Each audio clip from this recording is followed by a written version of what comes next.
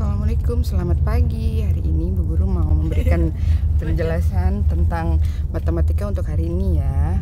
Oke, ini di halaman 64 kita akan membuat kartu pecahan. Tapi kalian gak usah buat, jadi lihat penjelasan di sini dulu aja ya, untuk mengerjakan yang di bawahnya. Oke, Siti dan teman-teman diberi tugas membuat kartu pecahan. Masing-masing siswa membuat 3 kartu pecahan. Siti membuat pecahan setengah, sepertiga, dan seperempat. Nah, di sini ada 3 contoh kartu yang dibuat Siti. Yang pertama, yang setengah. Yang setengah itu satu bangun persegi panjang dibagi 2, sehingga disebut pecahan setengah. Yang kedua, pecahan sepertiga. Jadi satu bangun persegi panjang dibagi 3 sama rata ya. Ini juga sama rata, sama besar, sama rata ukurannya, maka disebut pecahan sepertiga. Nah, kartu yang ketiga, Siti membuat lingkaran lalu dipotong atau digaris tengahnya, atas dan samping, sehingga disebut seperempat karena ada 4 bagian setelah dipotong atau digaris tengahnya.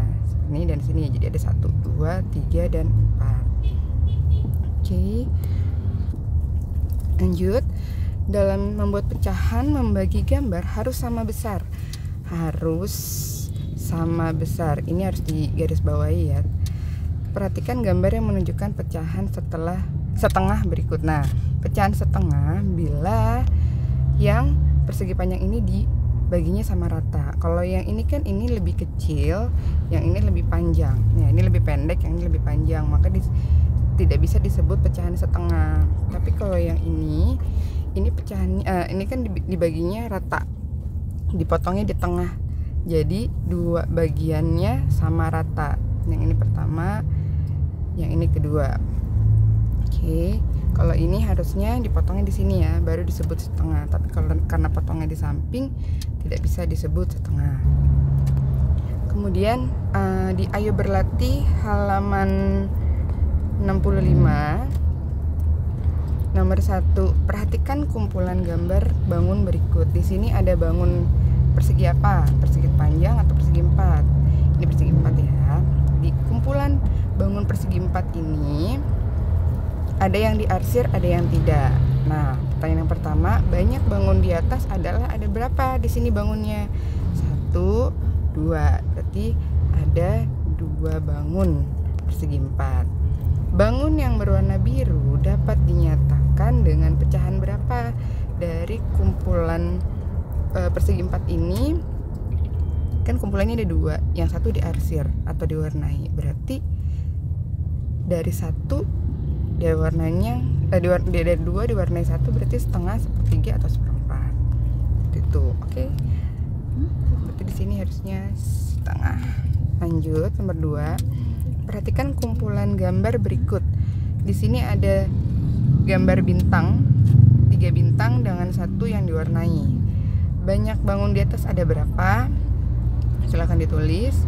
Bangun warna biru dapat dinyatakan dengan pecahan berapa? Jadi dari 1 kumpulan gambar bintang ini yang diwarnai adalah 1.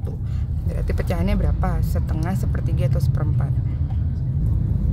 Kemudian yang ketiga, pecahan kumpulan gambar perhatikan kumpulan gambar berikut. Nah, di sini ada persegi 1, 2, 3, 4, 5, 6, persegi 6 ya. Jadi kumpulan persegi 6 ini ada 1 yang diarsir. Pertanyaan pertama, banyak bangun tersebut adalah ada berapa banyak bangunnya? Bangun persegi 6 ini silahkan dihitung.